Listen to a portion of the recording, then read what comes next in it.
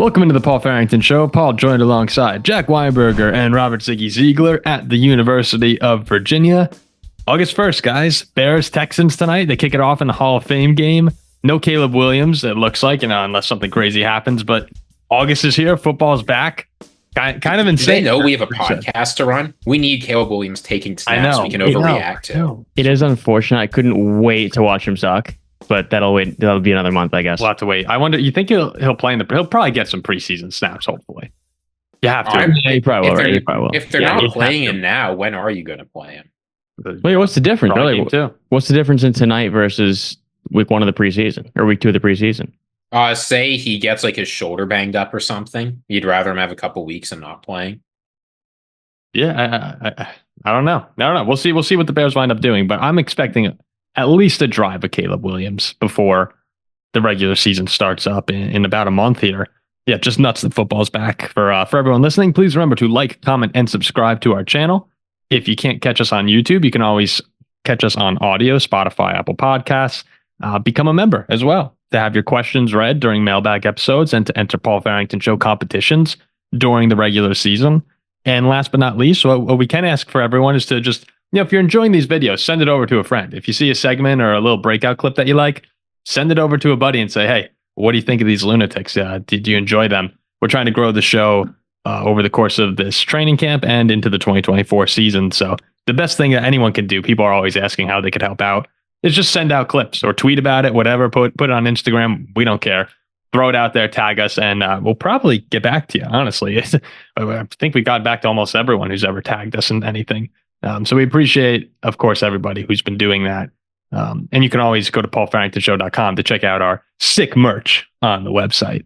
So today's episode, there's not a ton going on at this moment in time. Like there's a lot of moving pieces, but in terms of breaking stories that we could cover, not too much going on. So we figured today would be a good episode. Ziggy called the shot today and said, how about an NFC North show?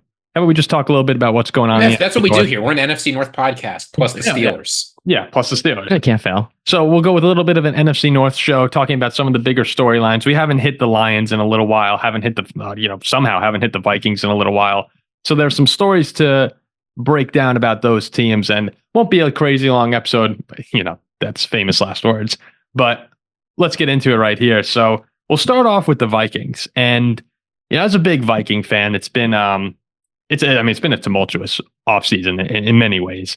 But no, really, just one way. But the big concern I have for the Vikings right now is actually not quarterback, even though people are always paying attention to Sam Darnold and JJ McCarthy, and we'll get into them in a little bit. My big concern for the Vikings right now going into the season, and it's been this way for a while, is the cornerback room, actually. And we just, Mekhi Blackman tore his ACL on the first day of training camp. Shaq Griffin hurt his hamstring the next day. Lewis Cine is, not that I'm very hopeful for Lewis Cine at this point anyway, but he's banged up again. And then, of course, there's the horrible tragedy with Tyree Jackson passing away a couple weeks ago in the car accident. So, obviously, we never addressed that. So that was just horrible. That was when we were on vacation. We're wishing our best to the Jackson family. But, beyond that, if we're talking about the Vikings roster here, the cornerback room has really been depleted since the start of this offseason. And the Vikings are trying. They've signed 4 cornerbacks in the last 10 days. The big names, Fabian Moreau comes over after a year with the Broncos last season. And Duke Shelley returns. Do you remember Duke Shelley? Had a couple big plays a few seasons ago with the Vikings. I do remember Duke Shelley, yes. But yeah, so they're trying their best. I'm actually hoping Stephon Gilmore is on the table. But the biggest concern, and Ziggy is a fellow Viking fan, let me know if you echo it, but I'm a little concerned right now with how this cornerback room is going to look outside of Byron Murphy Jr. right now. First of all, Jack, there's no way you remember Duke Shelley.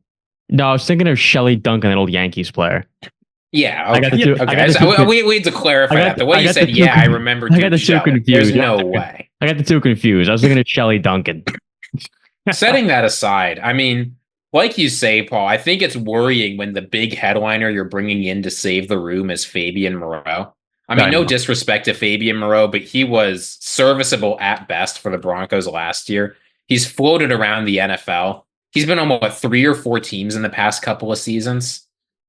Because I know, so it's And it's worrying because you saw it closer to the end of last season when Brian Flores' defense was a little bit less fresh, right? When teams had a few weeks to look at it, they started to see things that could beat it. The defense got a lot weaker down the stretch. So I don't know. We need defensive improvement. It's not going to be like last year where, at least for the first part of the season, you could count on Kirk Cousins throwing for 300 yards and some touchdowns. We're going to have worse QB play this year. I don't expect the Vikings to be especially competitive, but if the cornerbacks aren't good, I mean, I know we did the Danielle Hunter swap for Grenard, but I think that's going to be mostly a wash. And it's not like the defense is lighting you on fire otherwise. It could be a long season for all the NFC North quarterbacks. They could have the Vikings circled, not because they need to prepare mentally, but because they need to prepare to win NFC Player of the Week. I'm thinking about going back on my Vikings prediction being 13-4. I had them going 5-0 to start the year. Yeah, they could very realistically be like 1-6. So you brought up a good point. I mean, this Vikings offense with Kirk was legitimate. Like, they were solid, but the defense has been an issue. Now, if you get, and I'm a McCarthy guy, but if you get below average quarterback play now to couple with a below average defense, I mean, I'm not loving. Kirk Cousins. Kirk Cousins was awesome. He covered up a lot of issues that the team had, and Josh Dobbs, when he came in those first couple games, when it was amazing, and you had the Creed hire TikToks going around. It was awesome, but once we were up 21-0, or I believe it was 21-0 on the Bengals later in the season. Against backups. Who's the starting quarterback for the Bengals? Browning. Well, right? yeah, Browning. Jake Browning. We were 21-0, and I texted my dad like, all right, Brian Flores might just be amazing. The defense actually kind of fell apart from there. And if you don't have Kirk Cousins and Justin Jefferson putting on Herculean performances, it's really hard to, it's hard to win if the offense and the defense both stink. So I think the offense actually under Sam Darnold, who's been playing pretty well, all things considered, I think the offense should be just fine. A competitive offense in the end. I don't think they'll be top 10 the way they were with Kirk a lot of the times, but they should be fine. It's the defense to me. It's with Goff, with Caleb Williams now, with Jordan Love. Are those guys just going to throw for 380 yards on them like they allowed? I think they allowed 387 2 years ago. That could happen, and I'm not sure there's any saving grace unless maybe they go get someone like Gilmore. No, I mean, the saving grace is not going to come from the cornerbacks. The saving grace is going to come from the defensive line. I mean, you've seen what Christian Darrisaw has been doing with Dallas Turner, right? Almost every play after practice, Darrisaw is pulling him off, showing him ways to get better. Indeed, Darrisaw actually came out and said Dallas Turner has a faster spin move than Danielle Hunter, which that's exciting to hear. It's whether it's preseason fluff or not, I don't know, but it's exciting to hear that our league-leading tackle is working really hard with our rookie who has all the talent in the world, trying to show him how to improve. But yeah, I mean, the defensive line has talent on it. Ivan Pace was a breakout star last year, so there's some hope that the defense will be good, but it's going to be covering up the cornerbacks rather than Duke Shelley and Shaq Griffin forming the lockdown duo to lead the league. Ziggy, you know where Christian Darrisaw went to college? Tell me, Jack. You don't know where? Tell me. He went to my school, or my favorite team. Virginia Tech. First round pick at Virginia Tech. I wasn't at UVA then, so. He made his money playing for Vikings. I'm not required to hate him. And just to clarify, even though we're talking down the Vikings defense right now, like it's the expectations are, or the hope is that this is a defense with a lot of young pieces that'll get better as the season goes on. It's again, this is a concern. This isn't something where I'm saying like, oh, we're doomed for the future. It's more of like, okay, we do have, like, we've lost some of the younger cornerbacks in this room that we're going to develop. We need to continue to develop Dallas Turner now, and Grenard's 26, 27 years old. Ivan Pace, we'll see. He's a little short for linebacker, but played really well. So there's a lot of potential for this Vikings defense, and it fits nicely with the timeline for hopefully by the time they're all getting into their primes or, playing still in their primes, JJ McCarthy is at a level where they can compete. Also, you got to keep in mind, too, that this NFC North should be very, very solid. But you can't forget that it is a rookie quarterback. It's Jordan Love, and then it's Jared Goff. So anything, I mean, people could explode. You never know. You do, people can implode, and if JJ McCarthy comes out, if JJ McCarthy is like, I see it sounds ridiculous saying is like CJ Stroud, but if JJ McCarthy is anything above a regular rookie quarterback, serviceable, this Vikings team could actually be solid. Like they could be in the hunt at the end of the season. They'll be on that graphic. Well, I know JJ McCarthy is not getting all of the first team reps, but he's starting to get some. And Paul, I don't know if you've seen how he's been doing. But he's been doing, I don't know if this is a good thing or a bad thing. He's been very effective against the Vikings first team defense. There was a red zone period where he went 4 touchdowns on 5 drives against the Vikings defense in the red zone. Like will he be the week 1 starter? Again, I have no idea. They clearly have a plan. The fact that he's playing well hasn't changed how many first team snaps he's getting. But there's a world where JJ McCarthy turns out to be pretty good. Some of these young guys improve a little bit faster than expected, and the Vikings are competitive. But this year, as you said, it's all about developing guys, hoping the team looks better by the end of the season than the beginning. And that puts them in a different spot than most of the other teams in the North. I believe in Kevin O'Connell's plan as well. I think that he's like, they are being meticulous about this. JJ's playing some snaps with the ones right now, but I think the plan is, and O'Connell said this, he said, hopefully you start seeing that number increase throughout training camp. And they know what they want from McCarthy. And it seems that they're on track, where if you go and watch the highlights from training camp, he is making a couple wow throws. And that's, generally speaking, most quarterbacks will do that in training camp. There will be wow moments, but I'm happier to see them than not. He's also making mistakes. I think we're in the exact spot we expected to be in right now. And for a team that's, kind of in, like, we're a rebuilding team, but we also have enough talent that if it works out, it could be a really fun season. So I like where the Vikings are at right now. And I do expect Sam Darnold to be the starter week 1. And that's actually what I'm most excited about, is how good is Darnold going to look now that we've said this before, now that he has the weapons. I think there's some promise for this Vikings team, even if it's a little hopeful for me and you. Yeah, the problem is every time the headline is Sam Darnold lighting up first team defense, JJ McCarthy lighting up first team defense. Like, it seems no matter who they put back there, the first team defense is getting lit up. So maybe it means absolute, you see, like, when you see a team with a good defense and the first team defense is struggling, that gives you an indication the player's doing pretty well. I'm not so sure that beating up on the Vikings defense means a whole lot. All right, let's go over to the Chicago Bears here. So DJ Moore, the big news for the Bears. DJ Moore signed a 4-year, $110 million contract extension, $82.6 million of that guaranteed. Moore actually became the first receiver in NFL history to have the first 10 years of his career with guaranteed money, which is kind of cool for DJ Moore. But people forget he's been a little bit of on the receiving end of some jokes on this show in the past. Remember we talked about Zach always drafting him in fantasy, but DJ Moore is really good. At the end of the day, last year 96 catches, 1,364 yards, and 8 touchdowns, 8 games over 100 receiving yards. There was that one game you had him last year in fantasy, right? I did. Remember the Commanders game? I got yes, 230 yards, 3 touchdowns, 40 points. It was so DJ Moore for a Chicago offense last year that needed a lot of help. He carried that team and had a great season statistically, even though the Bears offense struggled a lot of times. He said, now this is something that DJ Moore said when asked about the contract. I think Caleb's going to be excellent. He's going to be a superstar. I just want to be a part of that.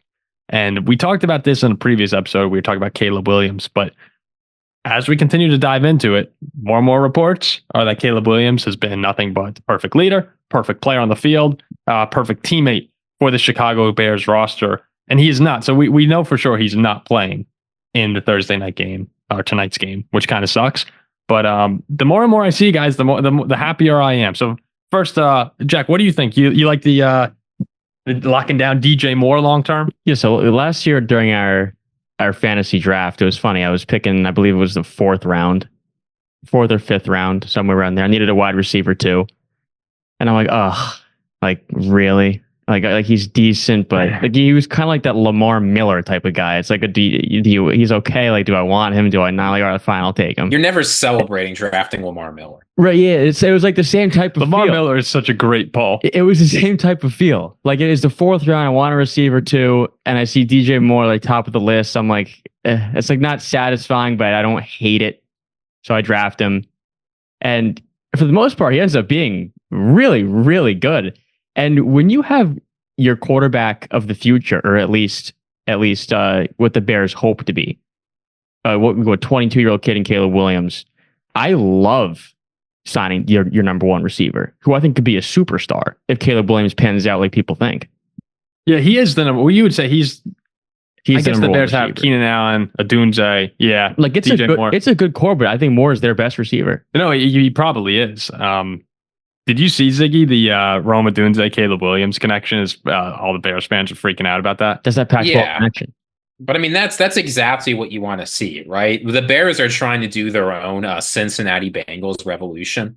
Obviously, a little bit different than what the Bengals did of Joe Burrow in terms of the order, but just surround your young quarterback with as many talented receivers, young, old, whatever, as you possibly can, and just let it ride.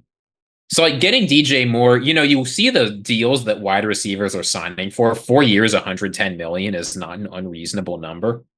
And then you combine that with the fact that DJ Moore, really for the first time in his career, as you say, he's produced all this despite bad QB play, despite never really having guys next to him who are much of a threat.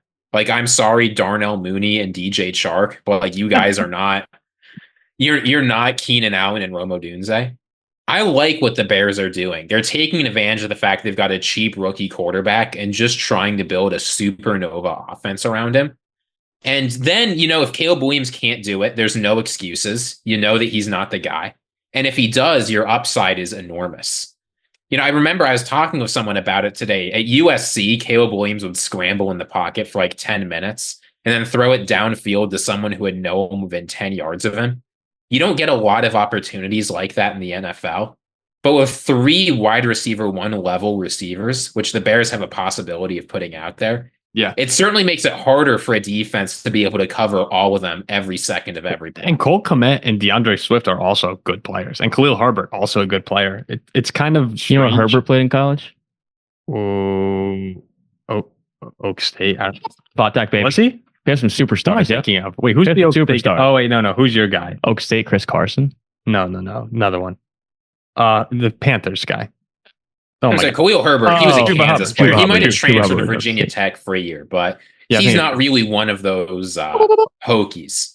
He's got more character than that. So can you make a Hokie sound? Absolutely not. Oh, he's at UVA, Jack. Do you guys like what I did today with my outfit? Can you tell like what I did? Yeah, Pirates. Pirates. Yes, all Pirates. You like that? Pirates bucket hat, Seton Hall Pirates. You picked up on that? It's believe it or not, we were able to piece it together. For anyone on audio, you have no idea what we're talking about, right? I'm wearing a Seton Hall shirt and a Pittsburgh Pirates bucket hat. But yeah, it's weird for Chicago fans to see all of this, because how often in Bears history do you look at your offense and go, wow, look at the talent all over the field? I mean, you did have Brandon Marshall, Alshon Jeffrey, and Jay Cutler for a while, and Jay Cutler had some good seasons, but this feels different around the Bears, and it's going to be a pretty fun season I'm expecting for them. Do you see Mercedes Lewis as well compared Caleb Williams to Aaron Rodgers? He doesn't still play in the league, does he? Mercedes Lewis? He's on the Bears tight end. Believe it or not, he is. Sorry, whatever. I will say this. He can make every throw a little Aaron Rodgers esque. I thought he was like 55 years old. Wasn't he on Jacksonville? We were like 5 years old. Coming from Mercedes Lewis, it means a lot. He's seen it all. Oh no, it does. I mean, I didn't playing with Johnny United. I thought he was like my grandpa. Mercedes Lewis is. I looked it up. He's 40 years old. I thought he was like 60. How is he still in the NFL? Yeah, why did he was in the 2006 draft? Yeah. At tight end too. I went to a Steelers-Jags playoff game when they had David Garrard and Lewis was the tight end. Oh, Mercedes Lewis had some great years. I mean, look, kudos for him. There's no way he's on the Bears. He's really on the Bears? He was on the Bears last year. What are you talking about? Yeah. I mean, Cole Kmet's the guy, but that's probably why I will say this. Little inside knowledge from the Paul Farrington show coming in. If you're in fantasy drafts, I am not a fan of Rome Odunze. I don't think he's going to have a big year. I think just like how Shane Waldron, a lot of people are expecting big things out of Jackson Smith and Jigba. But instead, despite Jigba having some connection with Geno Smith, he ended up in that wide receiver 3 role and didn't get tons of attention. I think something similar is going to happen to Odunze this year. Nevertheless, I'm expecting a big year for the Bears offense. Yeah, I'm really high on all 3 other NFC North teams. Let's go over to the Green Bay Packers, who, we cover a lot on this show, so kind of taking a more niche story right now about the Packers, and that's the receiver room is a lot of fun to talk about, but sometimes it can get a little stale where, we know that Christian Watson, Wicks, Dobbs, and Reed are the 4 guys. We know that none of them are a superstar the way Devontae Adams is. If I have to read one more time in an article, this team is no wide receiver 1, but that's what makes them dangerous. I'm going to lose my mind. Yeah, at some point you just sit back and you go, oh my God, okay, we get it. Like, they have 4 very good receivers. We understand that.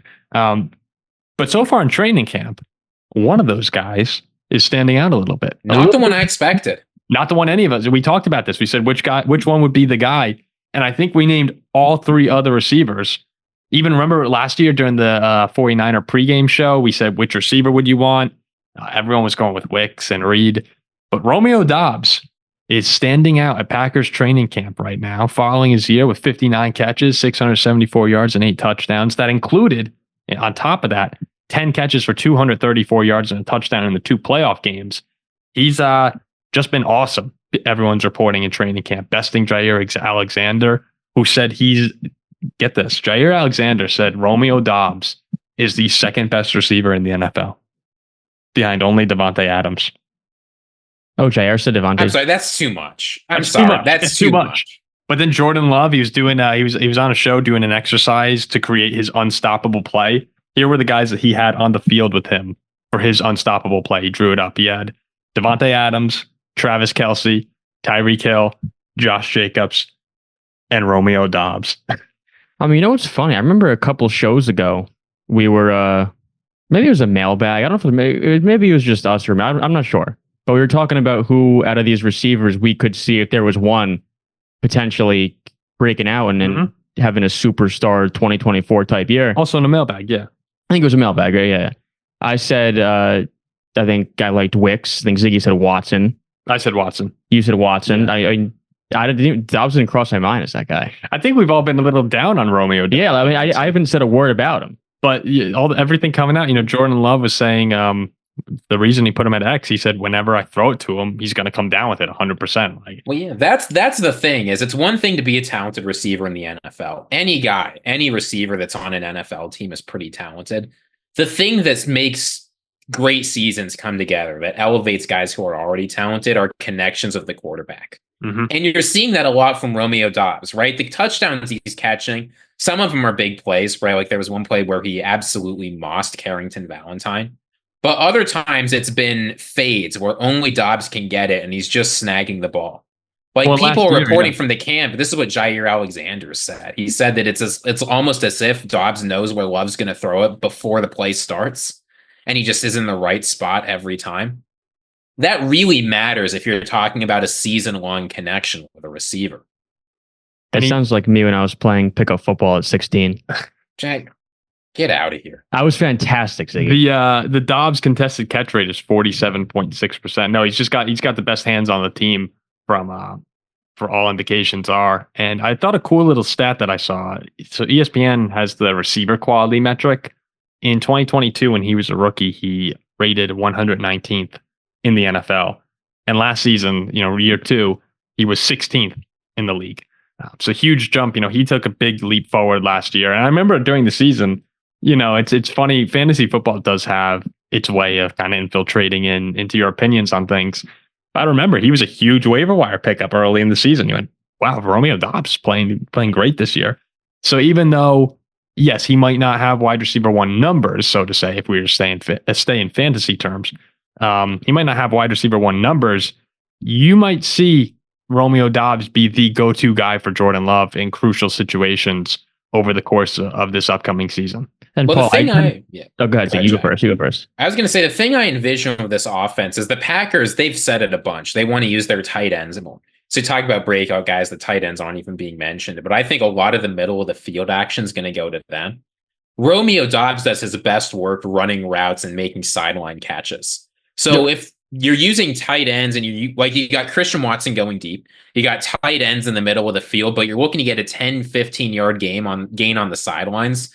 Romeo Doubs is the guy for that. Clearly, he's got the connection with Jordan Love. And I'll say what stands out to me, right? You can say whatever you want to the media. Lying is permitted, like whatever. Jair Alexander, he's told coaches when he's practicing, he wants to go against Romeo Doubs every play. He feels like that route running practice is the best thing he can do to get better. I have the quote, Ziggy. I always want to go against Dobbs. The dude's really freaking good. And that's what he's telling coaches too. That you can't make up, right? Again, you can say whatever you want to the media, but if that's the guy you want to practice against, that means you think he's the best that you've got. There's a lot. I was surprised to see Romeo Doubs. We might be eating our words, but he's looked very, very good. If you're Jair and you're going to be like totally nuts and put him at 2, like why don't just put him at 1 at that point, right? Because Devonta Adams is your former teammate. You can still justify. Also, putting him at 1 is so ridiculous. Putting him at 1 is so delusional that you automatically disregard it. But since he goes, no, not the best. We're talking about I guess since there. Right, I guess since he put second best, yeah. I also can confirm that Dobbs does have the best hands on the team. Yes. Yes, he does. Can you confirm that? What do you mean you can confirm? I can confirm. I've watched him play several times. All right, the last team we're going to talk about here. The Detroit Lions are a pretty complete football team, top to bottom. If there were 2 areas of concern for me for this upcoming season, it would be how the cornerback room shakes out with all the young talent and the receivers, since after Amon-Ra, Jameson Williams is best shape of his life. Best shape of his life, training camp. I'm not completely sold on the Lions wide receiver room yet, but since you have Laporta, Gibbs, Montgomery, best offensive line, they'll make it work on offense. So really, cornerback is at the secondary is the one spot I'm looking at as, okay, you need to take a jump forward. And it's pretty much a fully revamped room after a season ago when they just they were scorched. Remember what number 1 receivers were doing to the Lions at the end of the year? CeeDee Lamb in the fantasy football championship round, like 200 yards. And people were going off on him. But Dan Campbell said, quote, it's really been a total transformation. And you have Terry Arnold come in, and this Rakestraw Jr., who I believe is a little banged up right now. Bringing Carlton Davis, Emmanuel Mosley, you're hoping is healthy, even though he's struggled when he's played. So this Lions room and Brian Branch now going into year 2, there's so much young talent in the Detroit secondary that I am actually going to buy the hype because I think Arnold's going to be awesome. I think Carlton Davis is stable. I think Brian Branch is awesome. Where if this unit comes together the way I'm expecting, that's when I go, okay, maybe the Lions are even better than the 49ers potentially if that group is good.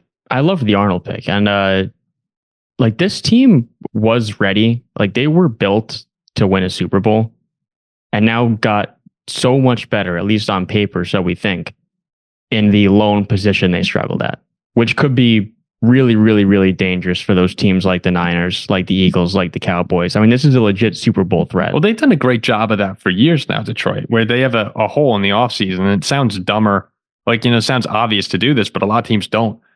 They have a hole and they address it. And they fix it, yeah. It sounds so simple, but so many teams, how many times as a fan of whatever team you're a fan of listening, you go, oh, we need to fix this. And then someone's available or in the draft, it's there. And you go somewhere else. And, you have your reasons for that. But Detroit does a great job of just saying, okay, we have to fix the cornerback room. Let's bring in 2 highly rated rookies. Let's bring in a free agent. Let's address everything we need to. So I completely agree. And if this clicks, there's also no reason to think the offense is slowing down. That offense is one of the best in the league. If this defensive unit and that secondary can click, this could be the number 1 seed in the NFC. Yeah. Would it surprise me? Not at all. 100% there with you. Ziggy, I see you kind of half shaking your head. I can't tell if you're in disagreement or... Well, it's just... I understand why you're buying the hype. But I don't know. It's hard for me as a Vikings fan. Paul, remember when we had issues in the secondary? What did we do? We took 2 highly rated rookies. We got a free agent. Hold on a second. You don't want to go down this path, Ziggy, because we messed up that draft. I'm sorry, Quincy messed up. Is that Lewis Scene's draft? Yeah, that's the Lewis Scene draft. Like Kyle Hamilton was sitting there. It was the obvious pick. Sure, but like it's not as though the guys the Lions got were the undisputed, obvious, surefire number ones their position either. I'm just saying, look, it's fair to be excited, and I get why you might think so. But asking rookies to step into the NFL and immediately be high-level contributors on a playoff team, it's very hard. The NFL game is harder. The players you go against are better. Oh, yeah, it takes time to adjust to like schematic complexity. Like this is just how it is. So I'm not as confident as you are that the secondary is going to be really good. But I don't think it matters so much for the Lions because, like Jack said, the engine of this team is Jared Goff and the offense. And as long as that's going, and I think it probably will, barring a disastrous injury, they'll be okay. Yeah, I do agree with you that even if the secondary is just what it was last year, they were up 17 in the NFC Championship game. So this team is absolutely still capable of being very good regardless. You have to imagine that the secondary will be better. But you're right. It's a lot to ask for from 2 rookies, and Emmanuel Mosley's coming off of a lot of injuries. Carlton Davis is getting older.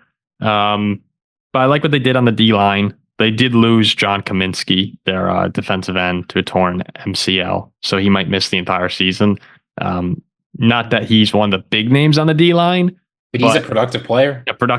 So it's not great. Obviously, never a great sign to lose someone like that. It's not like the defensive line was lighting it up last year. Yeah, but I like bringing in DJ Reader and Marcus Davenport. I think that the Lions did a really nice job beefing up their defense a little bit. The Lions are doing their best to improve things. There's no doubt about it. I'm not criticizing the process. I'm just saying, even when you do everything you can, sometimes it works, sometimes it doesn't. I'm glad that they didn't do this at the expense of keeping continuity on offense. Oh yeah, no. You're right. The offense is the engine for this team, and as long as Jared Goff is maintaining the level of play that he has, I don't think Jared Goff actually needs to be a lot better than he was last year for this team to take the next step. If he just plays like this, they'll be fine. They might be right back in the NFC Championship. Yeah, I don't think he has to be great. I think he has to be a good quarterback. He was great last year. But yeah, he just has to, if he repeats last season, they're just they're awesome. No, look, I'm going to talk for a second here, and you're going to listen, because somebody in the comments today, I know I shouldn't let it get to me, but somebody in the comments said, this is the thing about Jared Goff that makes Jordan Love different. No team has ever won a game because of Jared Goff, but teams have sure lost games because of it. I don't know what that means. Jared Goff throws for 4,600 yards and 30 touchdowns last year, and people are still out here saying that Jared Goff doesn't contribute to winning. It's dumb. Yeah, it's the guy, when you say he doesn't, like, Jared Goff playing at the same level will be playing at the level of one of the most productive quarterbacks in the NFL. Now, I think Jared Goff can do that. Ever since that horrendous start in Detroit, people tend to forget about that. But ever since that awful start in 2022 and 2023, he's been great. I think that's going to continue. But people need to stop saying that Jared Goff doesn't contribute to this team winning. I don't get it. Like, what more do people actually want to see from Jared Goff? Unless he wins a Super Bowl, there's just going to always be this Jared Goff can't get it done story that real people who watch know is wrong. But for the past year and a half, he's been great. Ziggy, where do you compare that comment to some outrageous things I've said? Is that at the top of the list? The thing about you, Jack, is I like you, right? So you can say whatever outrageous comment you want, and it's like, it's just Jack, right? At a certain level, like, I happen to actually appreciate you. People in the YouTube comments that say dumb stuff about Jared Goff, I don't get it. That sets you off. That sets you off. Instant rival for Ziggy. I'm not even a Lions fan. I'm not even really a big Jared Goff fan, right? I was there for his last year in LA. I was the first person, Paul, you remember, I was I was there. Like you were there when the second Jared Goff got traded. I gave you a call celebrating. I'm like, all right, Stafford's going to win us a Super Bowl. And he did. Sure enough. I wasn't a fan of the team when he did, but I'm just saying. A fan of the Rams up until they got met and up until they became a Super Bowl champion. That's fantastic. Jared Goff is a good player. I'm not trying to pander here, but it's just if you want to come in the comments and say Jared Goff doesn't contribute to winning, reconsider your comment. Go home, reevaluate your life, cry for a little bit when you realize how miserable you must be. Then you can come back and say something nice about him. Ziggy, you're the total opposite of a fair weather fan. I only want to be a fan of teams that suck. That's why I'm a Notre Dame football fan right now. I mean, yeah, hopping off the Rams wagon before they win the Super Bowl. I hopped off the Rams wagon in the middle of the season, but it was very clear it was a good team because I just knew deep down I'm a Minnesota Vikings fan. I'm not a closet Packers fan, no matter what our fans say. Or even what I put in, presentations to sales teams across the country. I respect that. He had a calling to the Vikings. I'm a Pittsburgh Pirates fan. Yeah. Might win you a lot of money. Yeah, you never know. There you have it. A little NFC North, around the NFC North show on the Paul Farrington show today. I enjoyed it. Vikings. It's a fun division. What's good about the division. You just talk about silly preseason storylines for 45 minutes and it's exciting. It's fun. If you had to put money on it, do you think that the Bears record for yards and touchdowns in a season is 3,838 yards and 29 touchdowns? That was Eric Kramer in 1995. I know. Even we're not that bad. Yeah. First question: Do you think that Caleb Williams breaks either of those records this season? 3,838 passing yards, 29 touchdowns. No. He breaks one of them. I think he breaks the passing yards, not the touchdowns. I think he comes in at about 4,100 yards and 23 touchdowns. Mark it down. Prediction. I'm going to say like 2,700 yards and 15 touchdowns. So you think he's going to have a worse season than Bryce Young did this year? Yeah, I think he's worse than Bryce Young. All right. There you have it. Another episode of the Paul Farrington Show. Please. Wait, that's how we're ending it? We're just ending with Jack say that's it. That's the show. It's a hell of a take. All right, fair enough. I love Bryce Young. Go into the spiel, Paul. I'm sorry. Like, comment, and subscribe to the channel. You can always become a member by going to our channel's homepage and selecting join to participate in Paul Farrington Show contests to get your questions read for sure during mailbag segments. And again, remember, the best thing you can do for us is to tell a friend or send over a link to a YouTube clip that you enjoy and ask them what they think of the show.